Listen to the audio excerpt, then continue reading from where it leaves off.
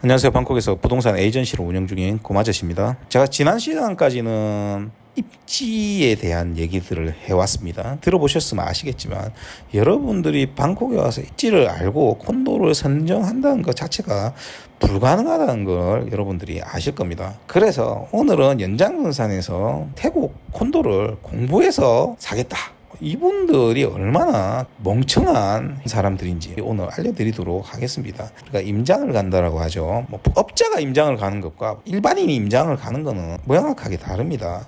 예를 들어서 서울에 계신 분이 저 서산에 땅을 사러 간다. 그러면 여러분들이 직접 논바닥 왔다 갔다 그래봐야 아무 의미가 없지 않습니까? 그래서 여러분들이 해야 되는 일은 뭐냐면 그쪽 주변, 개발지 주변에 가서 그 부동산들 있지 않습니까? 그 부동산들 뭐 10개든 20개든 들어가서 얘기 듣고 정보를 취합하고 이런 거죠.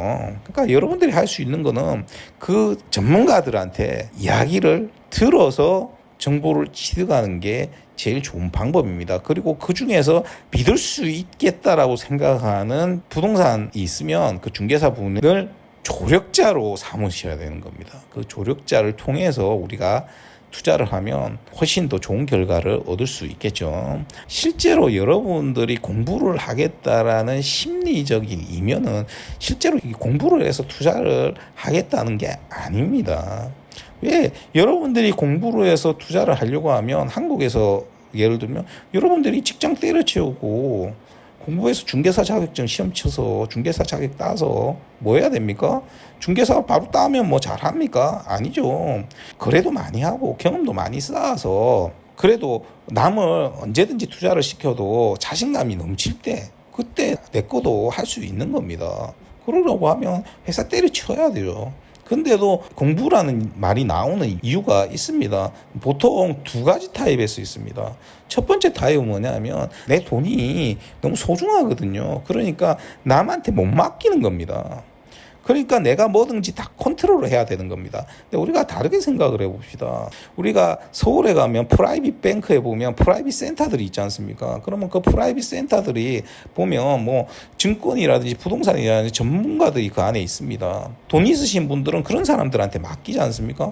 그런 사람들이 방송 나와서 주식이 앞으로 어떻게 될 거고 앞으로 부동산이 어떻게 될 거고 이런 얘기하는 사람들이 거기 있는 사람들이거나 아니면 전부 다 거기 출신들이지 않습니까? 박원갑 씨나 고준석 씨나 이런 사람들 싹 다 프라이빗 뱅크, 프라이빗 센터 출신이지 않습니까?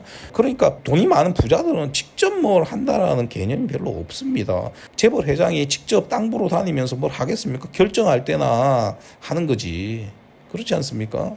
실질적으로 이런 경향을 보이시는 분들이 자금이 딱 그게 전 재산일 때 그렇습니다. 그런데 실제로 알고 보면 할 수 있는 게 없습니다. 그러니까 오히려 더 잘못된 결정들을 하게 되죠.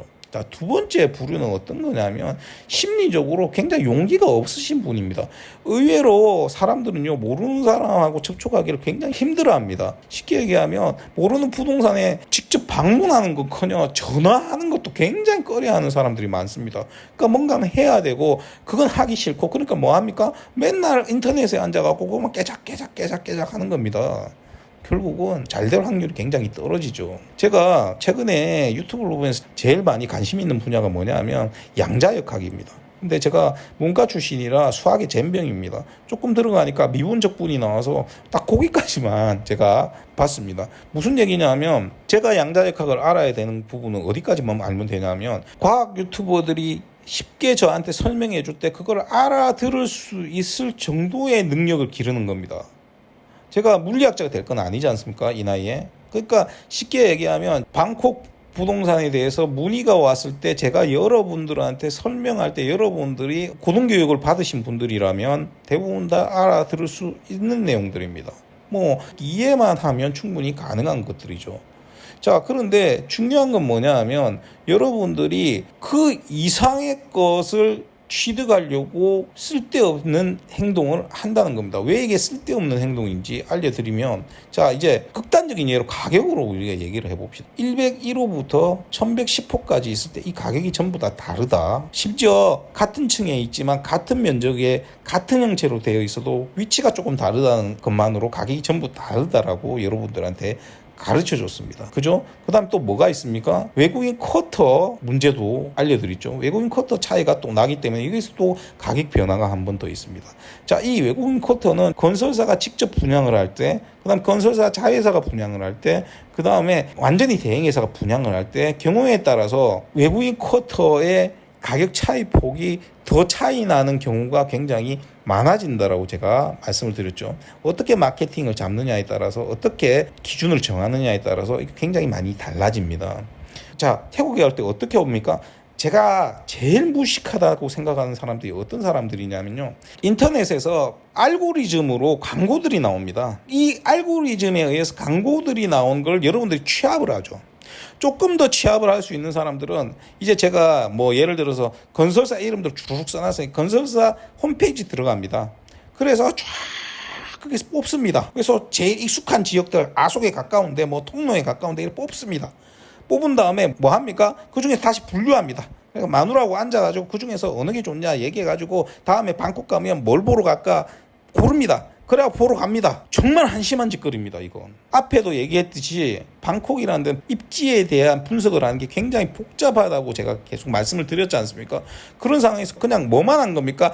콘도만 찍은 겁니다. 그냥 지도 보고. 가격은 어떻게 확인합니까? 가격은 확인할 방법이 없으니까 DD 프로퍼티 보고 하거나 아니면 하지 말라는 레지스트리 연결해가지고 가격 받습니다. 그러면 그 하나 호수 나온 가격이 진짜 그게 합당한 가격인지 여러분들이 어떻게 합니까? 좋습니다. 방콕에 와서 그 콘도를 갔다라고 칩시다. 콘도를 가서 고마저씨가 고층 사라고 했고 조막 나오는데 사라고 했고, 그러니까 고층 사고 조막 나오는 거 받았습니다. 받아가지고 여러분이 외국인 커트하고 내국인 커트 차이 난다는데 얼마나 차이 나요? 그거는 호수마다 전부 다릅니다. 얼마 차이 안 나요. 정확하게 나오기가 굉장히 힘듭니다. 뭐 이렇게 얘기하면 여러분들 할 말도 없습니다. 그 상황에서 뭐 합니까? 그거 받아가지고 보면 그게 진짜 그게 합당한 가격인지 여러분들 알지를 못해요. 두 번째, 여러분들 처음부터 콘도를 선정할 때 이 콘도를 가격 비교를 다 하고 선정을 한 게 아닙니다. 그러니까 어떻게 선정을 했어요? 그냥 찍어서 선정을 한 거잖아요. 가격을 알 수가 없으니까. 그러면 한국과 같은 경우는 반포동에 예를 들어서 레미안 퍼스티지가 있으면 호가하고 저가 차이만 있겠지만 거의 평균적인 가격이 나옵니다. 그거에 맞춰가지고 우리가 선택을 하면 되지만 여러분들은 여기서 가격을 모르니까 어쩌습니까? 그게 합당한 가격인지 전혀 알 수가 없습니다. 더 해볼까요? 반포자야하고 레미안 퍼스티지를 봤다라고 하면 그 차이가 조금 나기는 하지만 그쪽 주변에 있는 아파트 가격들은 어떻습니까? 큰 차이가 나지는 않습니다. 균일하게 비교가 충분히 가능하죠.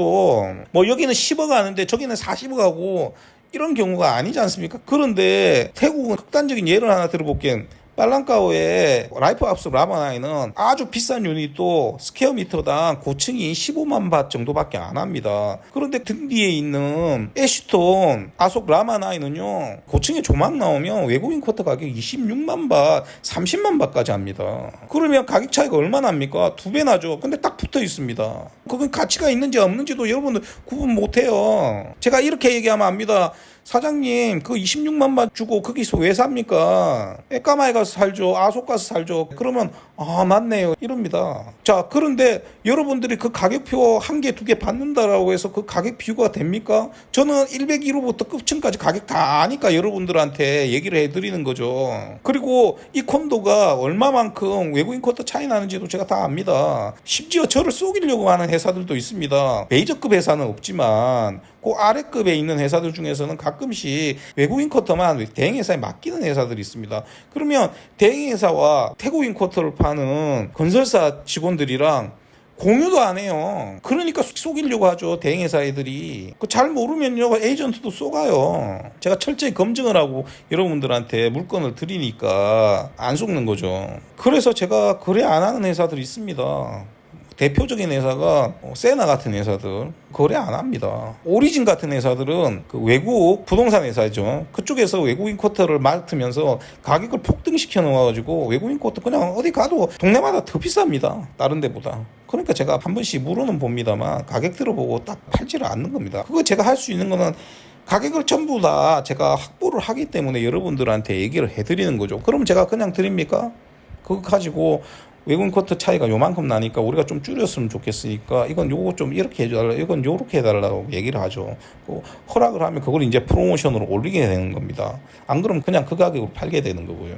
앞에도 얘기했지만 1박 2일부터 끝까지 가격 다 달라, 외국인 쿼터 가격 달라, 그런 것들 다 가면해서 여러분들이 할 수가 있습니까? 또 콘도마다 적정 가격을 다 비교를 해야 되죠. 그리고 그 지역에 분양하고 있는 가격들을 전부 다 알아서 이 가격 이상이 넘어가면 사면 안 된다라는 기준점 설정도 여러분들은 못하는 겁니다. 그런데 태국에 와서 무슨 공부를 해갖고 뭘 합니까? 그게 공부를 얻어질 수 있는 겁니까?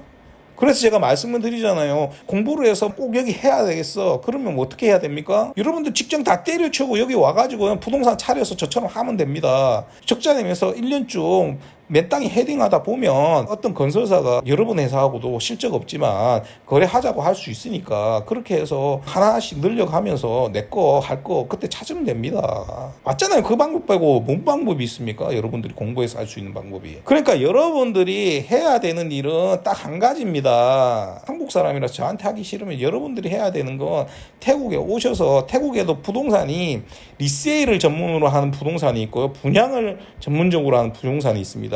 실제 리세일이 많이 남기 때문에 리세일을 하는 부동산이 훨씬 많습니다. 그 시장이 훨씬 큽니다. 그래서 분양만 전문적으로 하는 회사는 굉장히 적습니다. 그러니까 이 분양만 하는 에이전시를 만나서 이야기할 수 있게 영어 공부도 하시고요, 분양만 하는 회사들 다 찾아가고 분류를 하신 다음에 그 사람들 일일이 가서 만나는 게 방콕에 콘도 보러 다니는 것보다 훨씬 이득인 겁니다. 이 에이전트를 조력자로 하면 내가 돈을 벌 수 있겠구나, 이런 사람 찾는 게 훨씬 낫다니까요. 안타까워서 그래요. 여러분들이 여기 와갖고 콘도 사는 게 뻔해요. 내가 돈 1억 5천 있으면, 예를 들어서 저한테 얘기하면 1억 5천 이하는 투자할 데가 거의 없습니다, 좀 기다려보세요, 이러면 그거 안 기다려요. 온갖 거 찾으러 다닙니다. 그러니까 돈에 맞춰가지고 이제 찾으러 다니는 거예요. 제 말 안 믿는 거죠. 제가 통로에 15억 이상 안 되면 콘도 살 생각 하지 말라면 죽어라 얘기 안 들어요. 그러면 어떻게 하는 줄 압니까? 한국적으로 경험적으로 생각을 해갖고 지도 보고 이상을 삽니다. 여러분들이 예를 들어서 2억 5천 있으면요, 방콕에서 2억 5천으로 여러분들이 선택을 할 수 있는 콘도는요, 하나 아니면 두 개입니다. 10개 있어봐야 8개 보는 거는요, 오히려 더 도움이 안 돼요. 그거 사면 안 되는 거니까. 그런데 뭘 구경을 많이 하고 합니까? 앞에 얘기한 거 생각해 보세요. 분류를 할 수 있겠는가? 선별을 할 수 있겠는가? 선별을 못 한다니까요. 자, 이게 뭐하고 같으냐면요, 지구는 평평하다고 주장하는 사람들하고 공부를 해가지고 한다는 사람 같은 거예요. 과학자들이 지구를 둥글다는 걸 2000년 전부터 얘기를 해왔는데 그건 못 믿겠다는 겁니다. 왜? 내가 눈으로 보면 지평선은 평평하고요, 비행기 타고 올라가서 봐도 땅이 평평해 보이거든요. 그러니까 나는 그 사람들 말 못 믿겠고 내가 본 것만 믿겠다라는 겁니다. 그 사람들하고 다를 바가 뭡니까? 그래서 어떤 사람은요, 미사일로 지구는 평평하다는 거 증명하겠다면서 맨날 미사일 쏴갖고 올라가다가 떨어져 죽은 사람도 있습니다. 실제로. 그 사람들하고 뭐가 다릅니까? 물리학자들이 얘기해 놓은 대로 지구가 둥글다는 걸 얘기해 놓으면 알면 되는데 왜 그런 미친 짓을 합니까? 그냥 달에 비친 지구의 그림자만 봐도 둥근데 안 그렇습니까? 그러니까 여러분들이 공부해야 되는 부분은 뭐냐 하면, 저 같은 사람들이 여러분들한테 설명을 할 때 그거를 이해할 수 있는 정도의 지식 체계만 가지고 있으면 됩니다.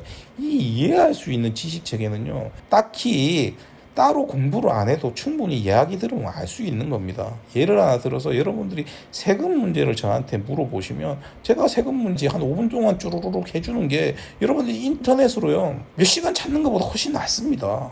한 2, 3분 들으면 충분한 걸, 그걸 왜 그런 짓을 합니까? 여러분들 자세히 생각해 보십시오. 제가 며칠 동안 계속 이런 류의 얘기를 해왔습니다. 어지간하면 뭐 콘도를 보여주거나 이런 일은 이제 안 할 겁니다. 그 보여줘봐야 여러분들한테 아무 의미가 없습니다. 제가 투자성이 떨어집니다 라고 분명히 말씀을 드렸는데도 연락 와가지고 그 콘도 사면 안 되냐고 물어보면 제가 무슨 말을 합니까? 그게 여러분들한테 도움이 안 된다라고 제가 판단을 해서 앞으로 그런 것들은 보여드리지 않을 거고요. 또 말로만 계속하면 재미없다고 하시니까 시간이 나면 지금 건설되고 있는 전철역이죠. 그 주변으로 가가지고 한번 찍어서 여러분들한테 설명을 드리고, 이미 완성된 지역에 가서 이 지역은 왜 여기 이렇고 저 지역은 왜 여기 이렇게 발전이 됐는가, 이런 것들에 대해서 제가 여러분들한테 한번 설명을 드릴까 지금 계획은 하고 있습니다. 다만 제가 지금 한 3주째 굉장히 바쁩니다. 갑자기. 그래서 시간이 나면 하겠고요. 만약에 시간이 안 나면 다음 주에도 이렇게 좀 여러분들 실질적으로 도움이 될 수 있는 이야기들을 해드릴까 생각을 하고 있습니다. 자, 오늘도 들어주셔서 대단히 감사하고요. 이상 저는 방콕에서 고마저씨였습니다.